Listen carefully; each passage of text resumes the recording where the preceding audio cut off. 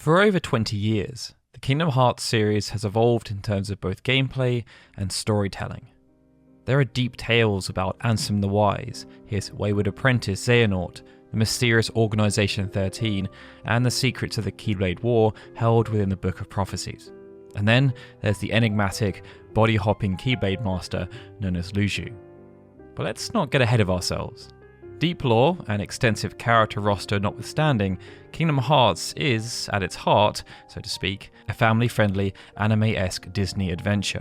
One about a young boy and his friends fighting monsters while interacting with universally beloved Disney characters.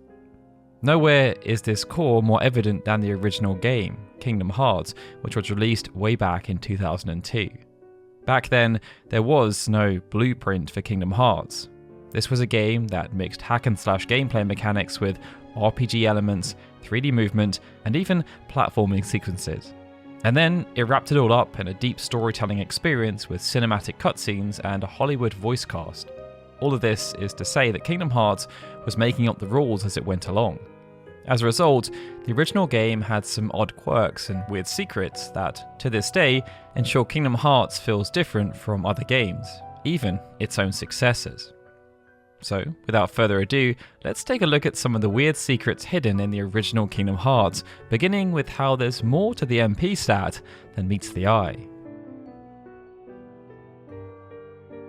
Compared to the average role-playing game, stats in Kingdom Hearts were relatively simple, at least on first glance. In addition to HP and MP, the only stats in the menu were strength and defense. Given the family-friendly nature of the game, the team at Square likely didn't want to confuse younger or inexperienced players who just wanted to beat up some Heartless while exploring Disney worlds. They did not want complex RPG elements to get in the way. Unbeknownst to many players though, the MP stat was more than just a measure of how many spells Sora and the party could cast.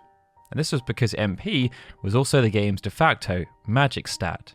In the original Kingdom Hearts, Sora's maximum MP dictated how powerful his spells were, as well as the duration of Aero's defensive aura, and how long enemies were paused by stop. Basically, having high MP not only allowed Sora to cast more magic, but it drastically increased the effectiveness of each and every magic attack. With this knowledge in mind, players could optimize their stats in order to maximize their magic output. During the Dive to the Heart opening sequence, choosing the Dream Rod granted Sora a starting MP of 3, while the other options ensured he only started with 2 MP. Because MP has a much lower cap than other stats, an MP point was much more impactful on magic power than a strength stat was on physical power. Thus, boosting MP early on made magic builds significantly more powerful than builds focused on physical strength. Sora's MP could be boosted even further with weapons like Spellbinder and Lady Luck, which boosted MP by 2, and the late game Diamond Dust, which boosted MP by 3. Players that focused on boosting their maximum MP could spend most of the game completely destroying enemy groups with Thunder and Blizzard, spells that were arguably overpowered even when min-maxing the MP magic stat. And as if that wasn't enough, the final mix version of Kingdom Hearts added the Ripple Drive finisher, a physical attack that grew more powerful based on Sora's magic skill. Thus, even when using physical attacks against the Heartless Hordes, having a high maximum MP value allowed for high damage output, even without casting magic. Now, while Kingdom Hearts was somewhat inspired by Final Fantasy, it played nothing like it, forgoing turn-based battles for real-time combat and incorporating dynamic elements like a full 3D environment, platforming sequences, and camera control. It meant that Kingdom Hearts was very much an experimental project for the company, and as such, there were some odd quirks to the game that would be excised or severely toned down in the games that followed. For instance, that noticeable pause which occurred when landing from a jump, killing all sense of physical momentum, was something players never quite got used to, as much as they would, they instead just simply learned to ignore it. Another quirk of Kingdom Hearts' platform, however, proved to be much more beneficial, and has become so well known, even casual players are aware of it by now. The so-called jump attack trick granted Sora's jump a little extra oomph, which was surprisingly useful when platforming. It even allowed for access to areas the player wasn't supposed to reach yet. The jump attack trick was simple to use, as players needed to just hit the attack button at the apex of a jump. This then meant Sora's attack animation gave a slight but noticeable boost to his horizontal jump. Throughout the various worlds, there were numerous out-of-reach platforms that, in regular play, could be reached by Sora using the upgraded high jump ability. However, through creative use of the jump attack trick, players could reach several of these supposedly unreachable areas. This trick was particularly useful in Deep Jungle, where players could reach multiple far-off chests, like the treasure in the boat hanging off the treehouse. And they could also engage in some minor sequence breaking, able to skip the vine-swinging room. Even after Sora gained the high jump ability, the extra distance granted by the mid-air swing could still make platforming segments a bit easier to navigate, at least until the late-game slide ability made navigation a snap. Kingdom Hearts did not feature a traditional steal mechanic like Final Fantasy games had done before. Instead, enemies only dropped items after being defeated. Usually they dropped gold money pickups, clear MP bubbles, or green health orbs, but sometimes a treasure was dropped as well. Usually these were items like potions or ethers, but some enemies dropped accessories. Two of the rarest in the whole game could be obtained from fallen enemies in the late game. These were the Defender Shield, a powerful shield for Goofy, dropped by the aptly named Defender enemy, and the Wizard's Relic, a high-end star for Donald, which could only be dropped by an enemy known as the Wizard. These late-game foes first appeared in Hollow Bastion, where they put up a real fight against Sora and the party, though they became much more manageable after a few level-ups. The only problem with getting the Defender and Wizard's Relics though, aside from the initial difficulty of defeating the enemies, was the pitifully low drop rate. These items had only a 0.2% chance of dropping, or 1 in 500. The drop chance could be improved by equipping the Lucky Strike skill on Sora, Donald and Goofy, but that only increased the rate to 0.5% or 1 in 200. Unless you got very lucky, you'd find yourself grinding for at least a few hours in order to get the goods. The best place to grind for these items though was Traverse Town, which saw an influx of these high-level enemies in the late game, but more on that later in the video. Ultimately, the Defender and the Wizard's Relic were very useful, but not as powerful as the character's ultimate weapons, which could be crafted in the Endgame. As a result, they were more useful when acquired as early as possible, which was somewhat ironic considering the low drop rate. Finally, acquiring these weapons was actually mandatory for the Master Magician and Master Defender trophies for PlayStation players.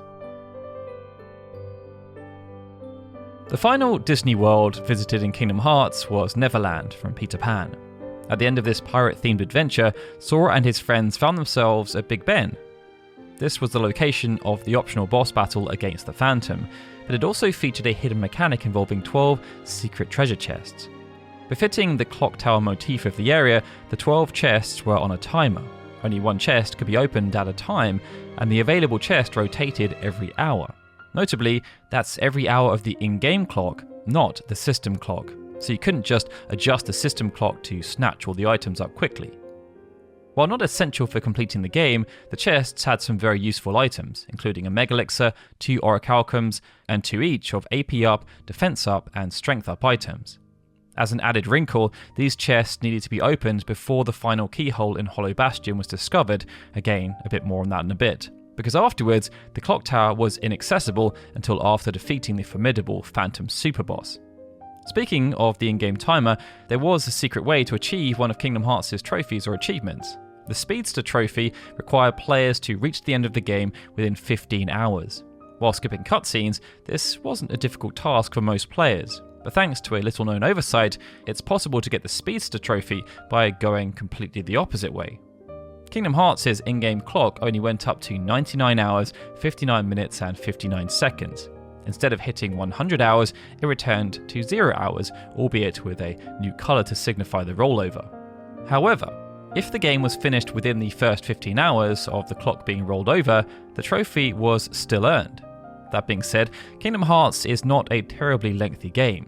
Even if players were obsessed with completing all optional tasks, unlocking the Ultimate Weapon Keyblade and hitting level 99, they probably weren't going to be anywhere near the 100-hour mark by the end of the game. Based on that, it's probably just easier to start a new game and just blitz through than leaving your console on for however many hours you need until the clock rolls over. So consider that more of an Easter egg than a properly viable strategy. When the party visited Halloween Town, they encountered Oogie Boogie and his diminutive minions, the mischievous children Lock, Shock and Barrel. The three delinquents then served as something of a mini-boss partway through the journey. For the most part, the fight against the three was a nondescript encounter. They could deal some pretty heavy damage, but overall it wasn't exactly a show-stopping battle. After all, they were just wacky children, so not much of a threat, especially compared to their boss, the monstrous Oogie Boogie. For this reason, it's surprising that the boss battle against the tiny trio held a secret that most players likely knew never existed. In normal play, when taking down Lock, Shock and Barrel, some players noticed that the XP output was a bit weird, with two of them giving just a couple dozen of experience points, while the third gave triple-digit experience. The way this worked was defeating the first two enemies resulted in players receiving 1/10 of their experience, while only the third enemy of this sub-boss encounter doled out the full experience. If defeated last, Lock gave out 180 experience, while if Shock was defeated last, it yielded only 120. Barrel was then worth the most at 240. However, there was no real way of knowing this, as the game never pointed out that Oogie Boogie's three minions were worth different amounts of experience. The only half hint a player could infer would be to defeat them in the order of their names. Like how Sora, Donald and Goofy are mostly always referred to in that order, so too were Lock, Shock and Barrel, so defeating them in that order yielded maximum returns.